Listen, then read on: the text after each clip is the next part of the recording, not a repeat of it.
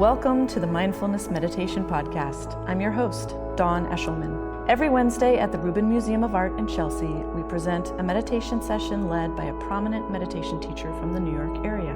This podcast is a recording of our weekly practice. If you would like to join us in person, please visit our website at rubinmuseum.org/meditation. We are proud to be partnering with Sharon Salzberg and teachers from the New York Insight Meditation Center. The series is supported in part by the Hemera Foundation. In the description for each episode, you will find information about the theme for that week's session, including an image of a related artwork chosen from the Rubin Museum's permanent collection. And now, please enjoy your practice. September is Ganesha's birthday month. And because Himalayan Heritage is first Wednesday, we're partnering with India Home from Queens and we'll be celebrating Ganesha's birthday. How I came up with that idea is, although I'm a Tibetan, of course now American, but I'm born and raised in the refugee camps in India. And so in September, having grown up in India, I've seen big festivals. The whole month there is so much festivities. And so, working on this Himalayan heritage, I thought, okay, in September, what better than celebrating the most beloved Hindu god, elephant-headed, which we all seem to love here, who is the remover of obstacle, right? So that's how we started Ganesha's birthday celebration. Now, the theme for this month is intentionality. Kind of like a tongue twisting, intentionality. So that is intention. And I was thinking, it's so easy to describe in one way and so simple and easy to practice as well. But yet, we need constant reminder. And the result is so profound. And it's one of the most simplest things to practice, just giving right intention. And when I think about that, it reminded me to, as a child growing up in India, I remember my mom used to say, when you're wearing a new clothes, like a nice clothes or beautiful clothes, don't think of it as I want to look the most beautiful. Or some kind of that's kind of like giving rise to ego, I guess, when I think about it now. Instead, she would say, just think of it as giving offerings. For all beings' benefit, or just making offering, for people to smile or make happy, or that kind of intention. So it's kind of easy, isn't it, to think that way? And so, when you give rise to such right intention or, noble intention, then even when you receive things, I would think we'll receive it in a positive, like a pure perception. And ultimately, who's the winner? Oneself, right?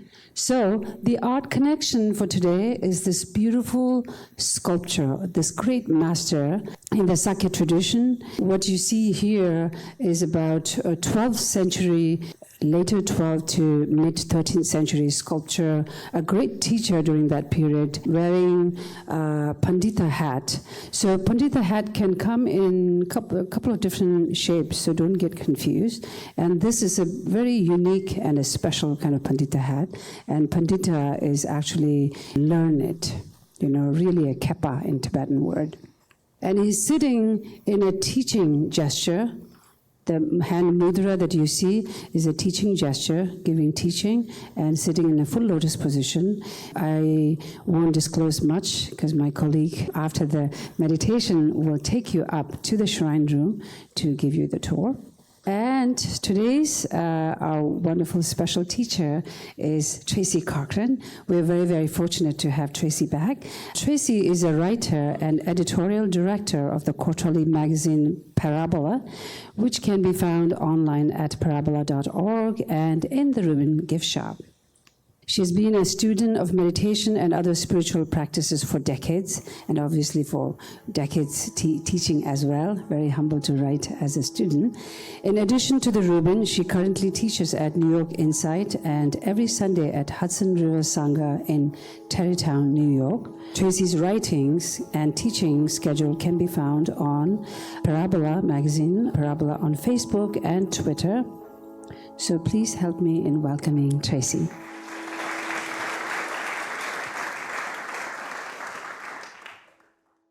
I'm glad to be here with you, my friends. And I do consider myself a student. I do also consider myself a teacher since I'm sitting in this golden chair.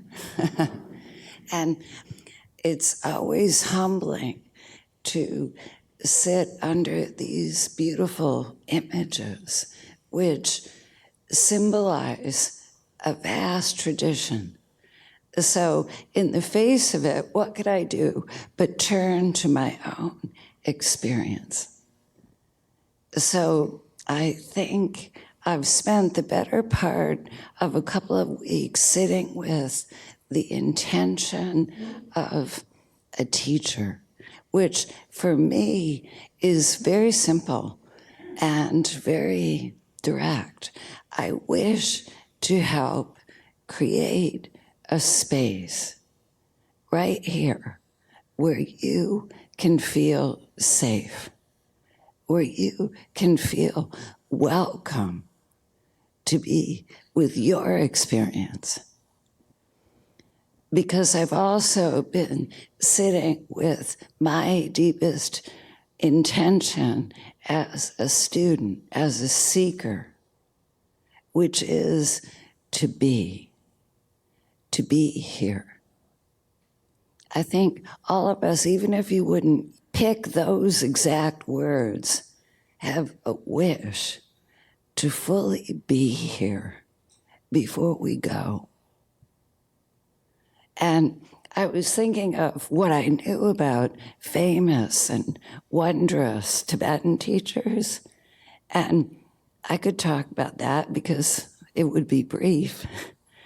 But I thought I would go back to what I knew from my early years. Because I think that there's something in each of us. I remember being thunderstruck when I read a footnote that said that the Buddha rediscovered the path. In his moment of awakening, it was like finding an ancient road that Buddhas before him had traveled. Other wise beings who came to this wonderful place called awakening. And I thought of that moment in the Buddha's story where he is remembering his childhood. And he remembers how it feels to be sitting under a tree. He pretended he was asleep, so all the guardians went away, all his nannies. And he had that delicious experience of being by himself with no adult supervision. Do you remember that? The delight of that experience. So I was thinking about my own experience of going outside, sitting in a tree. And it's not the first time I've mentioned it here, where I was free to be in that tree with nature and to have fantastic fantasies about being a jungle princess. I was heavily influenced by the Jungle Book movie, I'm sure. But the point was that I was grounded, but also light. In that moment, I understood what presence is. That sense that life is alive. It's alive and it's giving itself to you. The sun, the air, nature, that deep sense that you're meant to be here. You're welcome here. So I think ultimately presence is the teacher. That stillness that can enter the room when we feel safe, when we can be still. And what came up, and I have to mention this in particular because she was one of the founders of Parabola. The woman who wrote Mary Poppins, P.L. Travers. And I had the pleasure, as I prepared to come here, of going back to the book and also to the Disney movie. So I'm going to restrain myself from bursting into song, but I'm lacking the voice. But one thing that struck me, and one thing that she has in common with the greatest Tibetan teachers like Marpa, the teacher of Milarepa, is that she never tells those kids what to think, ever. She is not a polite Victorian woman. She never gives references. She never explains. She never apologizes. And she'll sometimes be taken with her own reflection in the shop windows because she thinks she looks particularly good. You know, she breaks all the rules of what you might expect. And she gives these little kids adventures where they get to experience the magic of life. And inevitably, when they're done, they'll be amazed, and they're coming home on the train back to Cherry Tree Lane saying, "That was amazing. The way that guy was floating on the ceiling, or the way we went into that picture, went into the art." And she'd say, "What are you talking about? What are you talking about?" But somehow it gives these little kids an opportunity to know what they know, to sense what they sense. You know, those times when you feel challenged and like, I don't agree with your view of me. And something in you is sparked to remember who you are. Do you know what I'm talking about? That you have life on your side. And you don't have to agree to be small. And the thing that touches me, there was one chapter in particular in Mary Poppins' perfect late summer reading, where in the book there are baby twins in addition to the boy and girl. And when they're babies, they can talk to the sun and the birds and everything alive. And Mary Poppins, who never sugarcoats anything in spite of the spoonful of sugar, said, "You're going to forget. You're going to learn how to talk, and you're going to forget." And the babies start crying and crying and crying. And no, we'll never forget. We'll never forget. And the mother runs upstairs. "My darlings, what's wrong? What's wrong?" And Mary Poppins said, "I think they're just cutting their teeth." And so the mother soothes them. "Oh, those nasty teeth will be cut soon. Mommy always knows." And Mommy doesn't. So the babies cry and then they let themselves pretend to be soothed. But Mary Poppins is right, because within 6 months or so, they forget. And I think what we do here is remember what it's like to come back and be fully present. We rediscover the ancient road walked by the great Tibetan teachers and the Buddhas of the past, just by sitting down and allowing ourselves to be still, to open to something besides our own thinking, our own words. And when Travers founded Parabola, in one of her essays, I remember this, she wrote that all babies have Aboriginal hearts.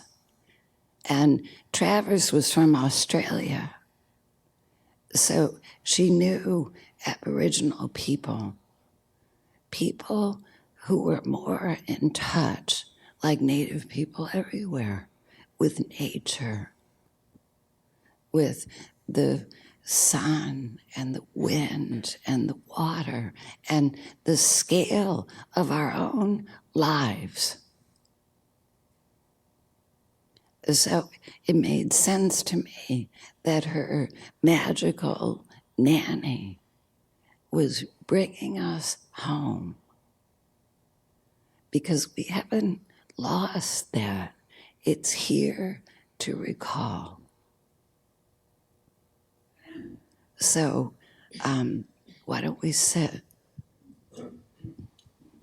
So we take a comfortable seat. Let the back be straight. And take a moment to really thank your body for bringing you here, for all it's lived through, so that you can be here.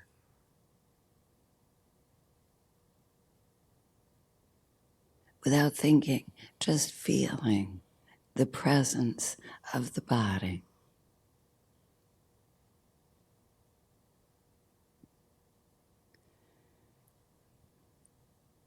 And as the body begins to relax, let the breath come, the focus become the focus, without being tight. Just let the attention come to the breath. In breath and out breath.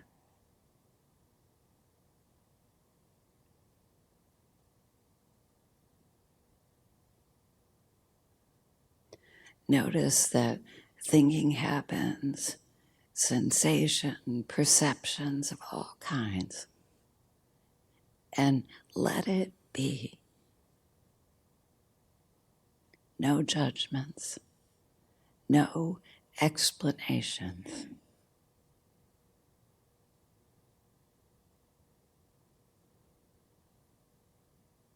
And when you find yourself taken, you gently come home again to the breath and the sensation of being here.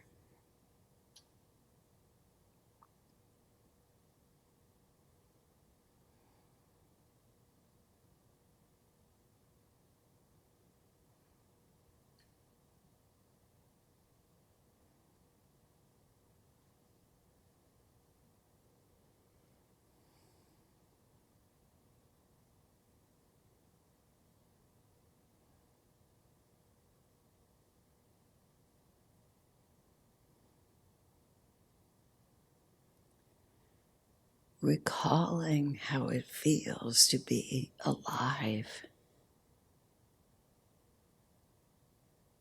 open,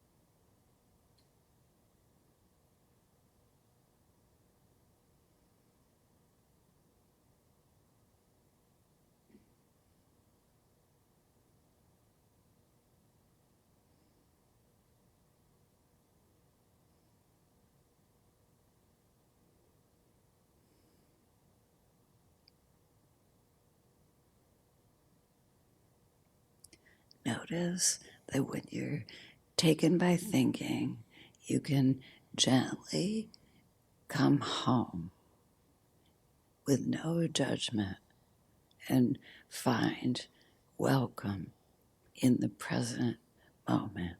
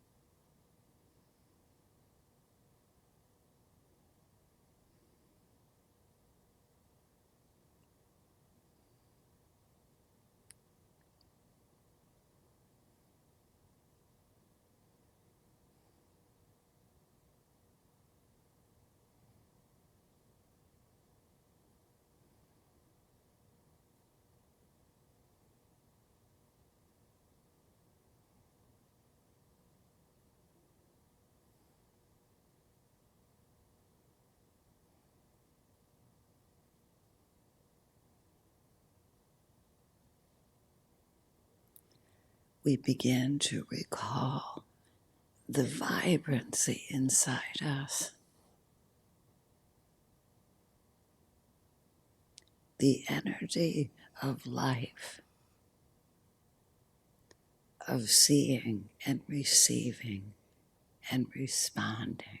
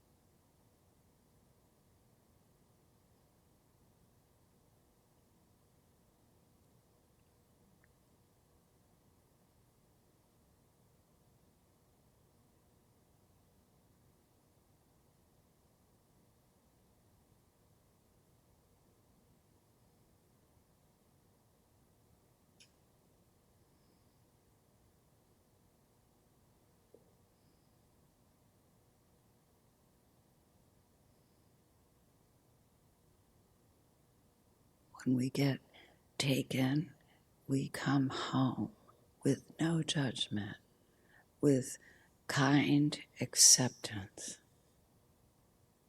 and begin again.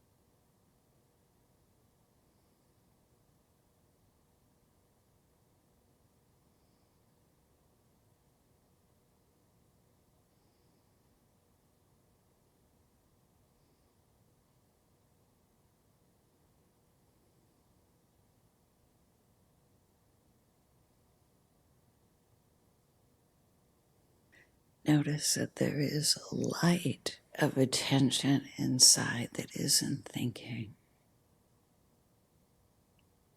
that can open to everything that comes up.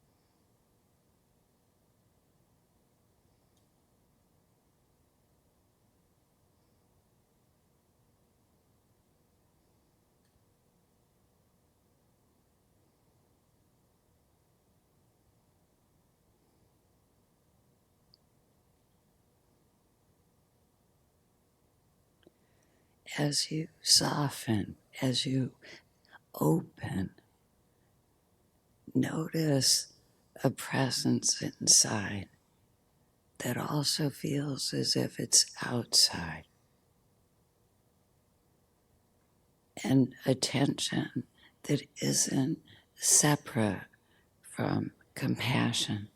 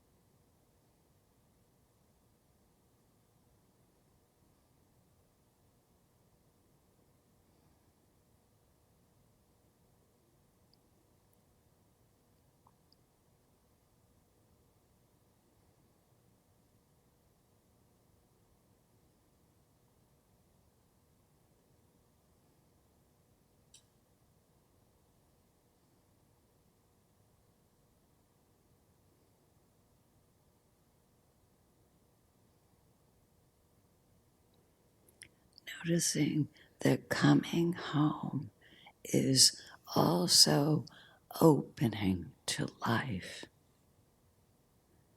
becoming part of it in this moment.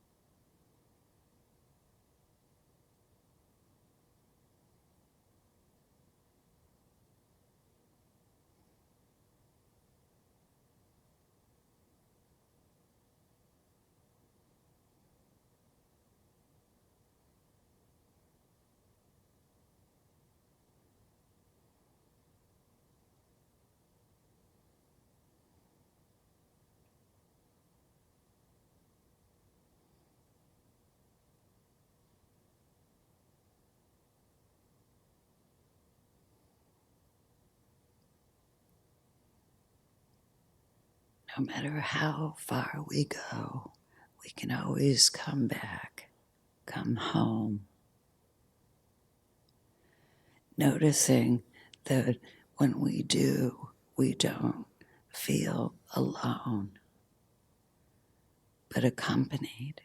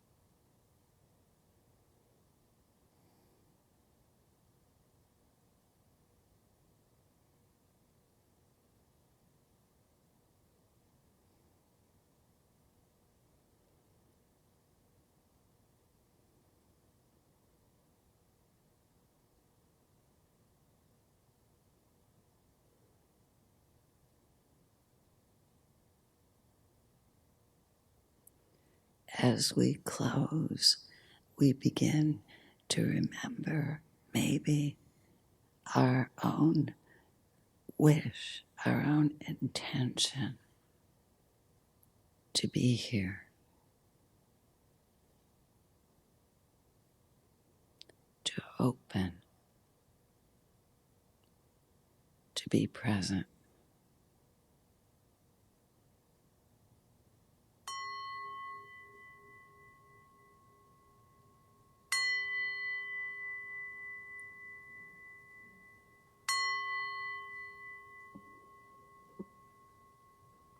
Thank you very much.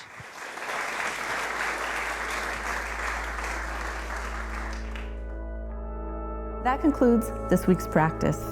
If you'd like to attend in person, please check out our website, rubinmuseum.org/meditation, to learn more. Sessions are free to Rubin Museum members, just one of the many benefits of membership.